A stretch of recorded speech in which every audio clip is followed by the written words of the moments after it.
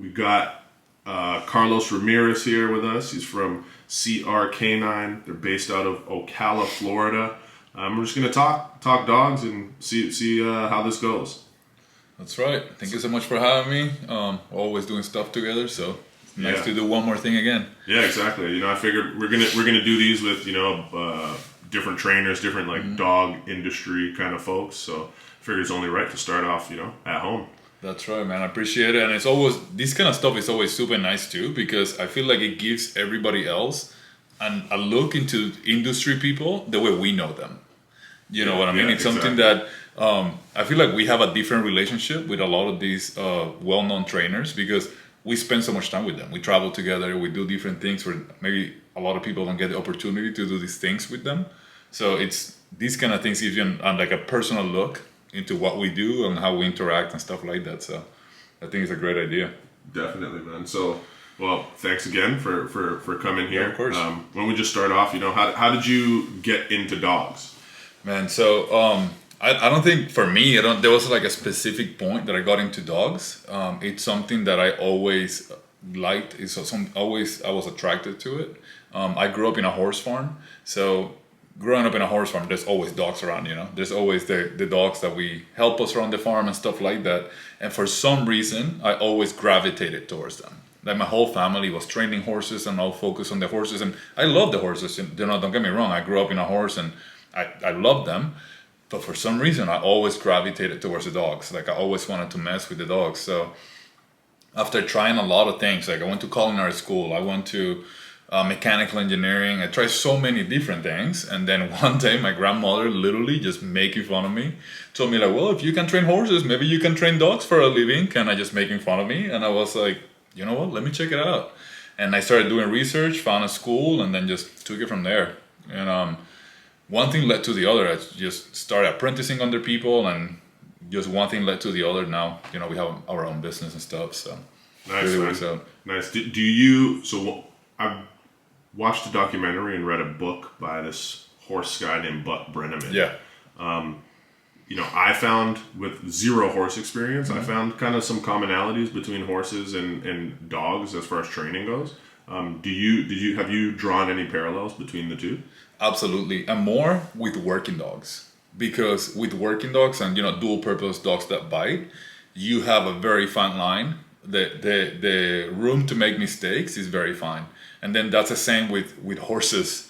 A horse is a frightened animal that weighs a lot of weight and it's a flight risk, right? They're always ready to bail. So it's something that less is more. And I found that with dogs and more working dogs, that goes a long way. So definitely there's a lot of parallels in two sides. One, less is more, but two, also how much damage they can do to you if you do the wrong thing. So those are the two things that I have learned the most and been able to transfer from horses to dogs. Nice. And, from, again, my limited horse experience, which is pretty much zero, literally, other than this book, they don't really use food, right, to train horses much. It's more like negative reinforcement and kind of... Yeah, so horses, just like everything, we got to see what's the motivator behind what they work. And with horses, the biggest motivator for them is safety. That's something that when it's a herd animal, they're always looking for the safety of the herd. So that's why when a horse is unfamiliar with something, there's no food, there's nothing that can lure them into things, but safety will. If you can make them feel safe, if they trust you, then you can get through to them. That doesn't mean that you can clicker train them. I have multiple friends that are horse trainers, and I've been riding with them, and the horse crosses a creek that they were afraid of before, and they literally will click with a clicker, and the horse will turn their head around and grab a cookie from them. So it's something that they definitely know, but it's not a primary reward for them because they have other things that they want more, right? Like safety and stuff like that. And I think that's pretty common for herd animals as well. Yeah, definitely. So one of the things that I took and put to dog training from it, that herd animal mentality with horses, I related it a lot to like fearful dogs almost, Yep, and absolutely. They have that, I think it's called a round pen that they use with horses. Yep. I hope that's what it's called because I do an exercise with dogs that I call the round pen exercise, where pretty much I just have a dog on a long line and I let them kind of keep moving and then slowly work their ways kind of in towards me. I think it's called like lunging or something. Yeah, like lunging the horses. Yeah, exactly. Yeah, and what you want, that's what you're creating with them, is that you want to make them, you're the safety. You are that safe that they're looking for, that's you, right? And that's why, I don't know if you've seen all the new way of horsemanship where they're exposing their horses to different stimulus that they don't like, until, you know, to show them like, this is okay, right? Until they desensitize to it. And they show you different body language to tell you like, okay, I'm coming through. Like they start facing you, they start walking towards you instead of constantly just trying to leave you. So there's different things like that that are definitely parallels in training. But for me, like the biggest thing that I've taken is that less is more. You know, less is more. Like you can force a horse to do something. Yeah. You know, so less is more with them, definitely. Yeah, and I would think, again, from an outside perspective, you would probably be able to learn quite a bit of patience with a horse. You know, when you have dogs, you know, traditionally people could just force them to do things, right? With a big animal like a horse, you're not going to really out-strengthen a horse, right? So I think that's a really cool thing. Absolutely, and back in the day, you know, and still happens a lot of places, the way the horses are broken, where they just throw a saddle and just wait until this horse figures it out. Just like in dog training, when you use the wrong training methods, it harms more than it does good, you know? So yeah, it's kind of like throwing a muzzle on a dog and just leave it and figure it out. Yeah, exactly. Just like even when I was growing up in Puerto Rico, everyone in Puerto Rico, when I was growing up, dogs were outside dogs. So the way you taught a dog how to be chained to a tree was to you chain him to a tree, and that was it. And they had to figure it out, you know? And sure, the dogs learned, and eventually they were okay with it, but they were not okay with being chained up. Anytime you go to click something on them, they run from you. Like, no, absolutely not. So there's multiple different ways of teaching the same thing, but it's the outcome of it, right? Like how the animal's seeing it. So in horse training, the same. A lot of things are evolving now where we're trying to work with what they naturally have, their flight instincts, all those things. So now we can make them do what we want without having to force them. Yeah, that's pretty neat, man. Like that horse stuff is pretty neat. You know, any animal behavior. Yeah. So right now we're gonna kind of do this like in segments, man. So I kind of have some questions. Yeah. Well, I wanted to ask you. Obviously, you know, there's a leaning towards in how you feel or excitement when it comes to working dog stuff. What is it about, you know, working dogs that gets that, you know, that gets your blood flowing and gets you excited? It's something that since I was little, for me at least, I was have this idea of like, what would be cooler that just you and your dog just take off and go do all these sort of things, right? Like just go and achieve these things. For me, I grew up in the countryside, so I was really raised when just go, leave, and don't come back until nighttime. Like my parents didn't want me in the house, right? So the idea of taking my dog, going and doing things, that was something that was super natural for me. But then when you start seeing all the extra cool stuff that I like, for example, law enforcement things and all those extra things that we can add the dogs to, then it started making a lot more sense. But what really brought it to me, that's what brings the joy in me, is seeing the dogs become the best selves they can. And in working dogs, we can really see that. You know, we can see dogs do some amazing stuff. Like whenever we teach dogs tracking, and then they're doing these tracks where they're telling you where you're going. Like you're blindly trusting this dog to take you somewhere. I don't know anywhere else, any other animal or any type of relationship we have with animals where we blindly trust this animal to go do something for me, and I'm just completely depending on you. You know, and law enforcement guys, they're chasing that bad guy to maybe not something good, you know, that the dog is taking them to the worst of the worst, but they're ready to go in there, they're ready to do it. And the way they work together with the humans, that relationship, honestly, I don't see it anywhere else. Like the relationship of animals and humans in the canine world is one of the most successful, and it has the opposite too, right? Like because of training, some dogs are not trained properly, so they go through things that, for me, in my opinion, are not okay. But in the other side, in the opposite side, some amazing things are accomplished in the canine world when dogs work together with humans.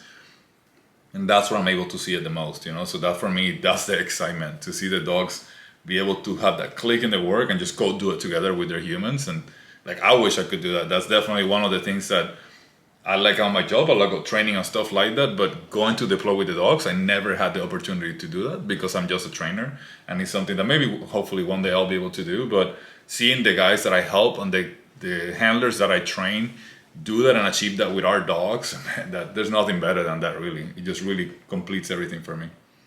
I agree, man. I agree. It's, just getting the dogs to see, or getting to see the dogs kind of do something that they're just genetically way better and capable Exactly. than we are, and doing it in a way that's kind of complementary to what our goals are. Absolutely. And going back to the horses, right? Like, it's something like whenever you see, for example, like a young girl with this ginormous horse and they ride like they're one.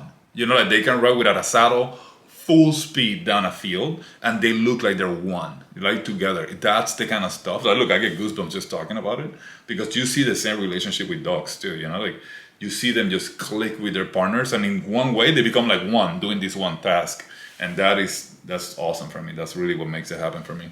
No, I get it. All right, I'm going to give you a quick off-the-wall question right now. If there was one thing in the working dog world that you could change with the snap of a finger, what would you change? Dog selection. I have no questions about it. I will change the dogs that are not meant to be where they're at. That's something, and in dual purpose, we travel all over the nation and even the world. Like, we've been all over internationally as well. And it's the same story everywhere we go. In my opinion, there's not enough dogs of the caliber to do the dog that we need. So a lot of dogs that don't meet the criteria, they get pushed into doing the jobs that they shouldn't be doing just because there's nothing better, or even the handlers don't know any better. So that's the one thing that I would change. I would change to give the ability to people who are looking dogs to do the proper testing to make sure they're getting the right dog, right? If we put this into vehicles, if you're gonna go off-roading and then you go buy yourself a Corvette, you made the wrong choice, right? So if we could have the opportunity to tell all these people, like, hey, this is the dog you need, and it doesn't mean something similar to it. Like, no, you need this, and that is, you cannot compromise that. Then I think that the dogs will really be getting the most out of them, and the departments will be safer and working a little bit better. But that's the number one thing I would change. For sure. All right. If there was one thing that you would keep, that you just love about the working dog world, what would that one thing be? Yeah, that's crazy that it's so fast for me to learn, to know what I will change, but to what I will keep, I cannot come up with it as fast. And that even made me think of why is that? Why I can't come up so quick with what is bad, but I can think what is good. Maybe that's something wrong with me. But I think that one thing, honestly, that I will keep is the friendships, like the relationships that we make. Like, for example, like, we have friends in other sides of the world that we only know because of the dogs. Like, the places that I've been because of dogs. I'm from Puerto Rico, in a tiny town in a mountain in Puerto Rico, man. And I've been to China to teach a police department out there how to handle their dogs and stuff like that. I've been, from LA to New York, we have taught schools everywhere. And never did I think I would be going to all these places and more to just go train dogs, So the opportunities that the dogs have brought up for me and other people I know, you too, and all the trainers that we know, that's what I would keep, like, we have this opportunity and freedom to go out and do these things. So that's definitely my favorite part, I think. For sure. Right now, I know me, kind of, it changes when I talk about, like, specific skill sets that I like working on with the dogs. So I'm just going to say right now, in this moment, with working dogs, what's your favorite kind of behaviors to train and work on? Tracking.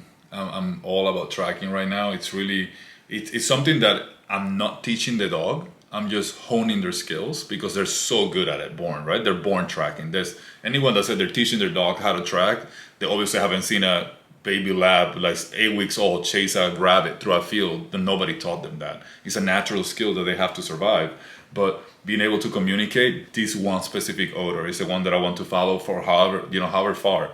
Like we were talking earlier, we have a 1-year-old dog that just ran a mile-long track at 92 degrees, and the dude was killing it. He was loving it because he likes it so much, right? And so it's something that they love how to do. They're good at it, and I also enjoy it a lot. So between tracking and detection, nose work is really where I'm focusing most now. And for me, those two things are the same.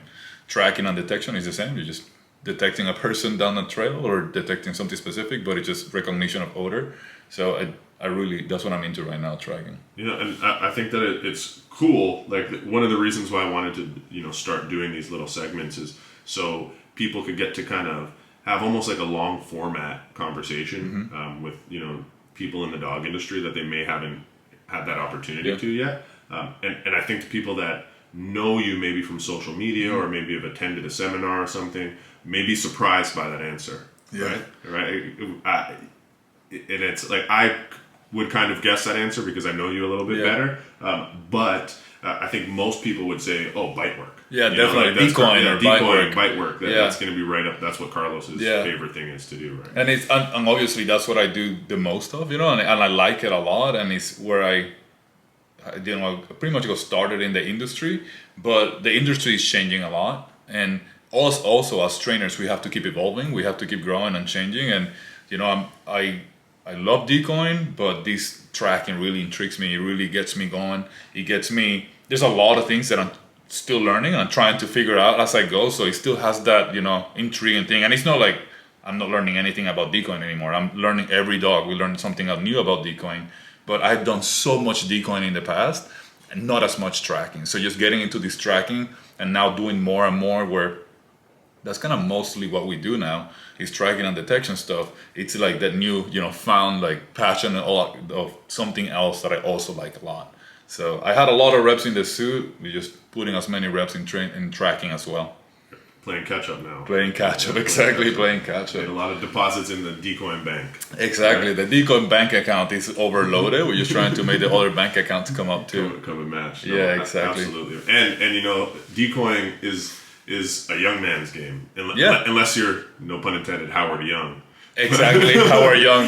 Hopefully I'll get to do what Howard is doing. But no, absolutely, man. And that's something that I think that a lot of decoys don't talk a lot about, because decoying is this like macho thing, right? Like we are the tough guys that get bit and we like pain, and when the dog bites us, we're like addicted to the pain.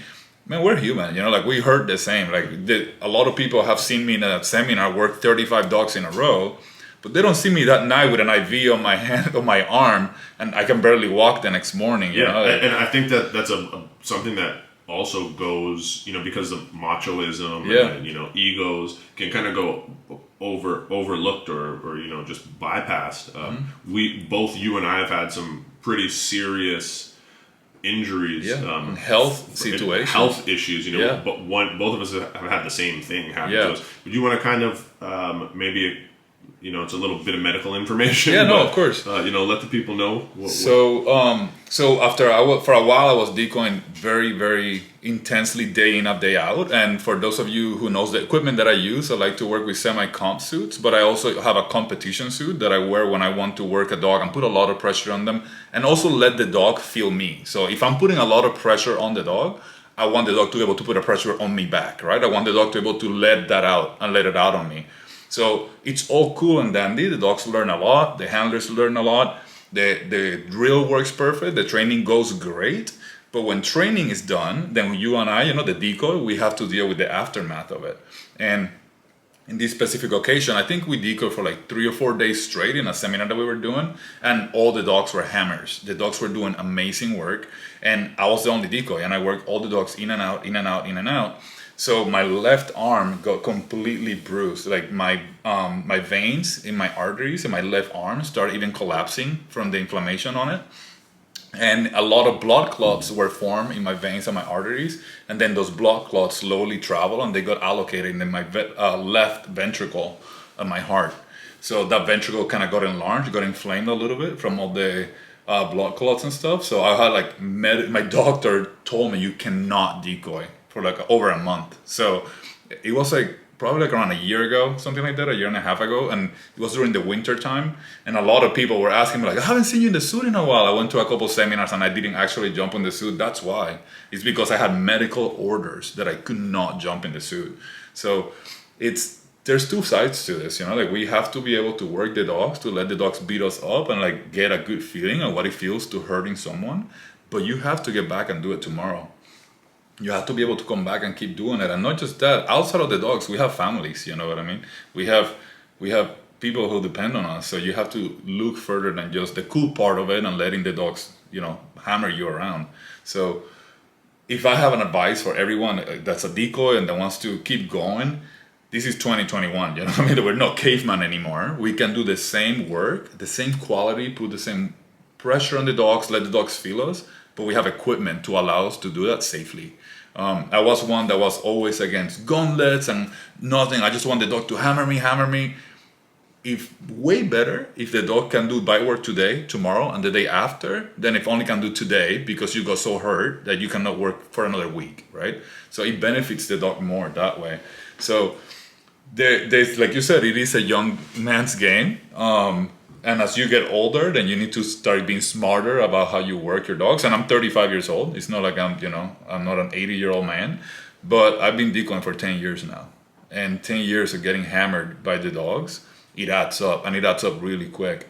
I had fractures in my back. I have broken bones in my forearm got fractured just from a straight up crush bite. The dog bit me so hard that it snapped my bone. I had whiplash. I had concussions from decoying.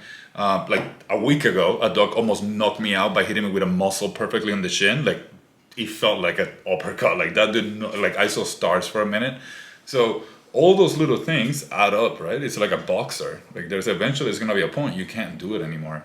So it's a balance of doing it smart, and then also being able to do it tomorrow. And that's something you told me that. Remember when we were in Albany, we were like 35 dogs in, and you're like, yo, we gotta come back tomorrow. This is day 1 of 3 days or something like that. So it's something that I have to be smarter about it. I have learned now as I gotten older, but at the beginning I was all gung-ho, no thinking about any of this, and now it's more obvious. And for those that have worked dogs with Carlos,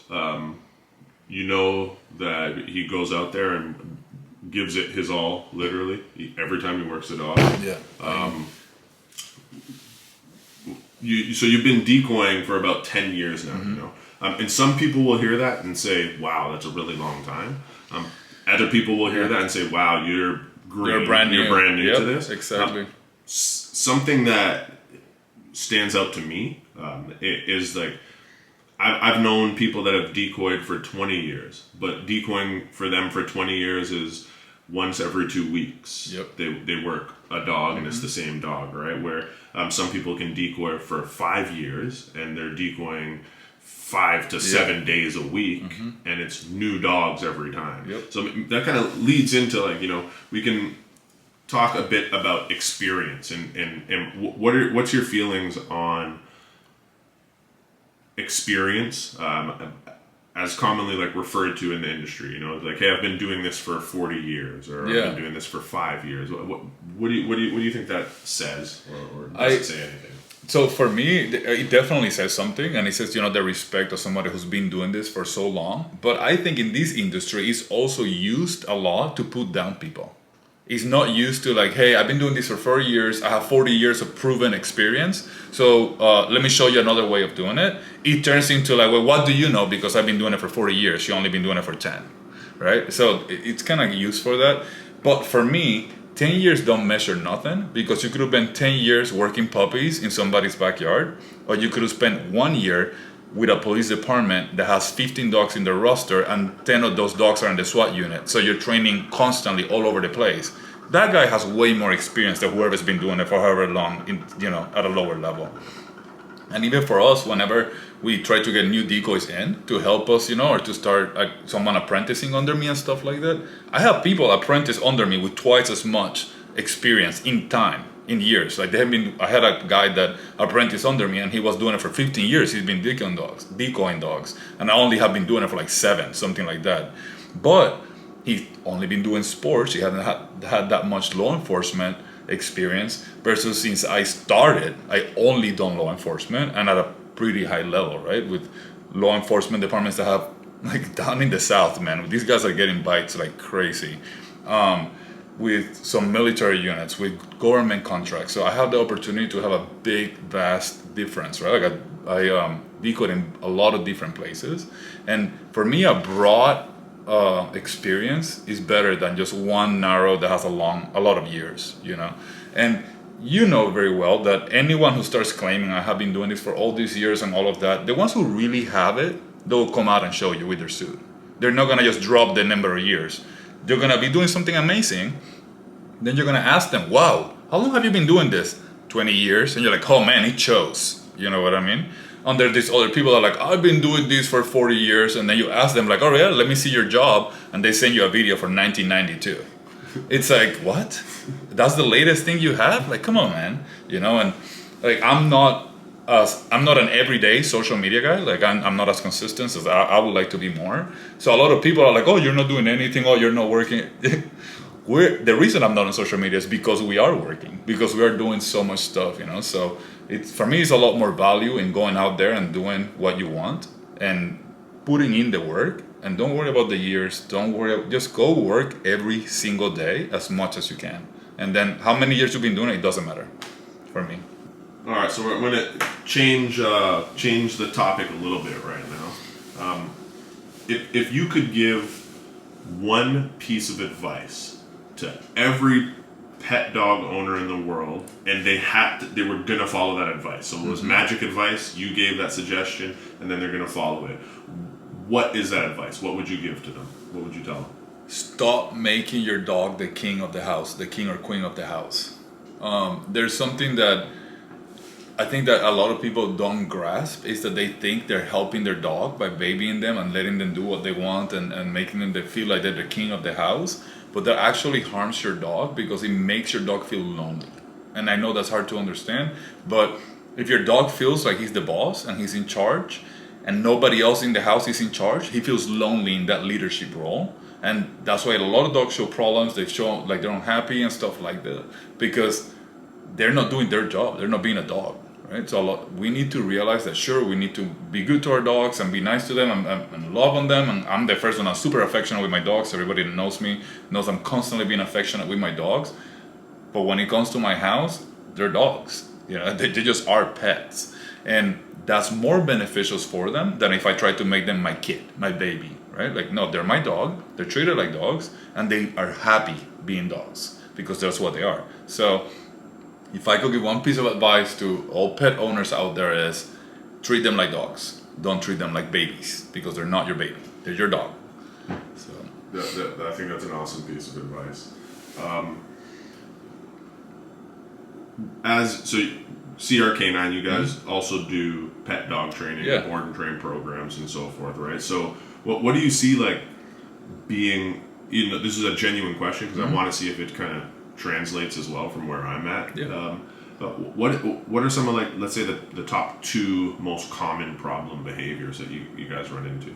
So right now the number one behavior I say will be reactivity on leash and when out, and I think that has a lot to do with COVID. All these dogs, you know, were penned up and they didn't have the social skills that they had taught before when we were able to go everywhere. So reactivity and how to deal with situations where they don't like. And the other part is lack of communication with their owners. Right? Like their owners think they're doing something, but the dog is doing something completely different, and the dog just have no clue what is expected of them. They think they're this is what my owner wants me to do, but the owner just not actually portraying what they want from them. So just clearing for me what we have the most success with and fixing all these cases is teaching the dogs a very specific set of rules. This is what you need to follow, and then other than that, just sticking with that. Because you know, dog training is something that's like very cool when you first get the dog and the dog is doing all these things, but there's something that a lot of people miss is that we train the dog, but they have to maintain the dog. So we train it, you maintain it. And we have it a lot, I'm sure you see it too, where people call us and they're like, hey, my dog's not listening to me anymore. He was doing great the first month and now he's just not listening to me anymore. He forgot everything. And then we walk in and we're like, sit down, heel, place, and the dog's just killing it. They do everything for us because they have the repetitions of us making them do it always. Like we always enforce the rules versus one little bit of slack and they learn. It builds hope. Maybe next time I don't have to do it either. Maybe I don't have to do that either. You know, I don't have to do any of this. And the first time they get away with it, they just keep trying it. So just clear communications and just teaching them how to be dogs in the world, you know, in the environment, because they're finally coming out again. So that's for at least the reactivity and the just not understanding what people are asking of them at home. Yeah, for sure. You know, I see that pretty common as well, you know, having kind of, you know, a lack of follow through, you know, yes. Like your dog, not that I think dogs are stubborn per se, but the advice that I give to clients quite quite a bit frequently is like, you have to be more stubborn than your dog is. So if you're asking them to sit, and they're giving you the finger, you have to make sure that if you're asking them of things, that you have that follow through, and you're going to be stubborn enough to make sure that they sit when you tell them to, right? Definitely. So it's like a snowball effect, right? Exactly. Give them a rope, they want to be a cowboy. Yep. Right? And the dogs get everything. They do something because they're getting something out of it. So if they can get what they want without having to do what you're asking them, they will do it every time, right? It's just like, can you get your paycheck without going to work? Then I will never go to work. I'll go get my paycheck and that's it. So it's the same with them. If they find that, they'll find 1,000 ways not to do it. Like I think Bill Gates was the one that said, if you find a hard job, find a lazy person, because they'll find the easiest way to do it, right? It's the same with dogs. You find a way to get out of what you're asking them to do, watch. He'll find all the ways to get out of what you're asking them to do. You're completely right. You just have to be more stubborn than your dog. Yeah, definitely. I think that runs through and through no matter where I'm training, whether in working dog stuff, all the way. So we talked a little bit about like establishing clear communication with the pet dogs or the working dogs. Working dogs, yeah. One of the things that we see commonly around us is people always asking, when do they get to stop essentially reinforcing their dog, or stop paying their dogs for behavior. My answer is never. Like, you just require more for your that paycheck. But we also have some trainers, and I'm sure you're familiar with the training style, where it's, hey, the dog is doing this because I told it to do this. And that's the bottom line. Reinforcement doesn't matter. What's your feeling on, food as a training tool, balls, tugs, whatever it may be? How do you feel about that? I feel like your dog is getting rewarded whether you want it or not, one way or another. So when somebody says, I'm not rewarding him, he's just doing it because I said so. He's getting rewarded. You just don't understand it. He's getting something out of it, right? And if they're not getting something out of it, then you can see how they're doing it. It's very obvious, like, I'm just forced to do this. Even when we use compulsion, that you can force any dog to do anything. Just like you can force any human to do anything, right? Like, it just takes enough force and they'll do it. So, but you can see when the dog is doing it with how they're doing it. It's like they don't want to do it, they're forced to do it, or they're just plain mediocre at doing it because they don't want to. But everything they do in the wild with us, anything, they're getting something out of it. That's what we reward, right? Like, there's something that they get out of it. A lot of people get caught in the wording and the vocabulary of what reward or punishment and all these things are. But just understand that your dog, when he's interacting with you, there's a give and take, one way or another. So I'm from the mentality, I let my dog pick what's their motivator. I let them choose, right? And if I had dogs that work for food, I do believe in paying the dog from your hand forever. Like, I don't see a problem with that. Like, a lot of people say, well, am I supposed to feed him from my hand forever? I guarantee you give your dog treats every single day. Like, you're giving him something from your hand every day. Why not be their meals or teach them to work for something? And if it's something you don't want to forever use food, then you can transition them, right? You try to use a toy or try to do something else, or even praise. But they're always getting something. And then when you factor in the variable reward system, even they didn't get paid this time, maybe they're expecting I'll get paid in the next one then, right? So in their head, they're still getting something out of it. So there's always something that they have to have. And for me, I apply it to myself. I don't do nothing for free, not nicely at least. And for free meaning like I don't get anything out of it. I work a lot for not getting money at all. Like we work, we do a lot of work for free, but I'm hanging out with my friends. We get to travel to a new place. We get to do something we love all day long. So I'm still getting something out of it. It's the same with the dogs. They always have to get something out of it, or otherwise you're just a totalitarian person that not many dogs and probably people would like to work for you. So it's something that you have to always make sure that they're getting something out of it, something they want, and that they're happy to do it, because I always ask myself this: is the dog like forced to do this? Do they have to do this? It's like, absolutely not. For example, in police work, does a dog go need to track another person? Nope. It's a good tool that we can go use to do that, but the dog is not born to go help this guy go track.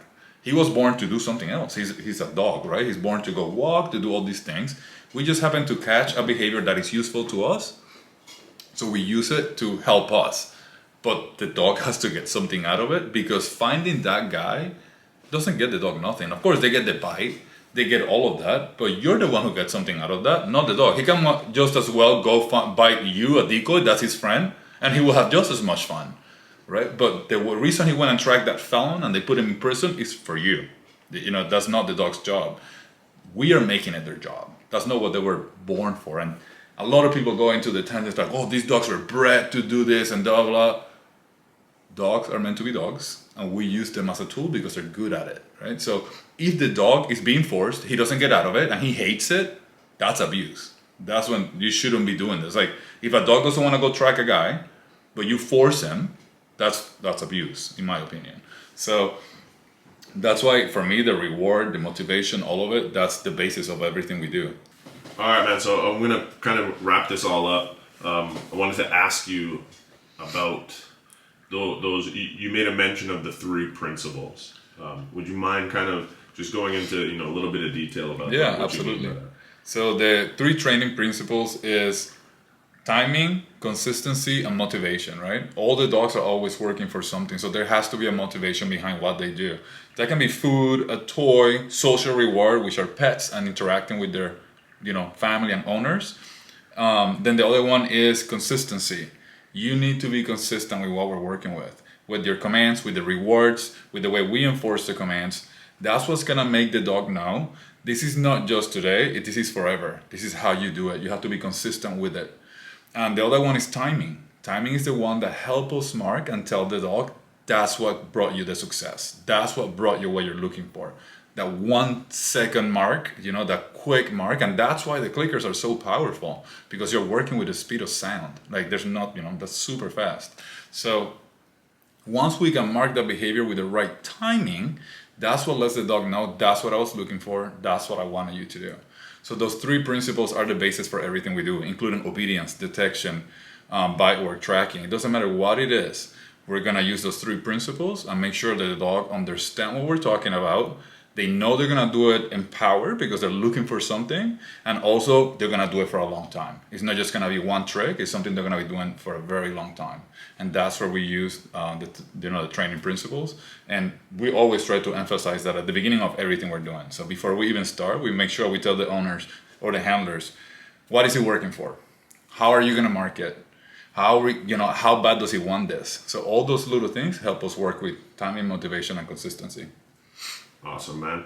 I think, we've been at it, and we'll do this again because there's still a bunch of more questions that I have for you. But some final thoughts, anything you want to leave the people with? Yeah, man, just everything that we do it because the dogs love to do it, and we do it together, right? So the number one thing for everything we do, and whenever people see us, like you and I, that we're doing, a lot of bite work and just rolling these dogs around and doing a lot of things that might look like, wow, that's crazy what they're doing. We're doing it with dogs that we know they're safe, that they enjoy what they're doing, they're loving it. At no point a dog is forced to do nothing, right? So make sure that everything we do is for the dog wants to do it, they're enjoying it and they're learning from it. And even sometimes it's not all fun and games, right? Like sometimes a dog has to go through a little bit of a hard time to learn from it. But we do all those things in a controlled environment that we know the dog is gonna be safe. So don't just take what you see in social media and try to replicate it without knowing what it's going on. Make sure that you understand the principles, and that's why we put all this content out there, slow pieces at a time, a little bit at a time, just so people start getting the why we do what we do. How big you and I are on the why of things. Like, since I was a little kid, I made my dad really mad. But why? But why? But why? So it's something that has translated for the rest of my life and my career, and it has helped a lot. And that's the number one thing I tell everyone. Know why you're doing it to make sure that you can do it right.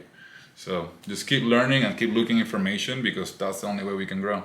Absolutely, man. Again, appreciate you doing this. And then finally, kind of just where can people find you if they're looking? Yeah, absolutely. So Carlos Ramirez Canine or CR Canine, you can find us on social media, and both in Facebook, Instagram, and now soon, hopefully, we'll be starting our own YouTube channel as well. So just stay tuned in all of those places. You can find us there, and all the info we're always sharing. And we'll put that kind of in the description for the video once we post it. Absolutely. All right, appreciate it, man. Thank you so much for the time. No problem. We'll talk soon.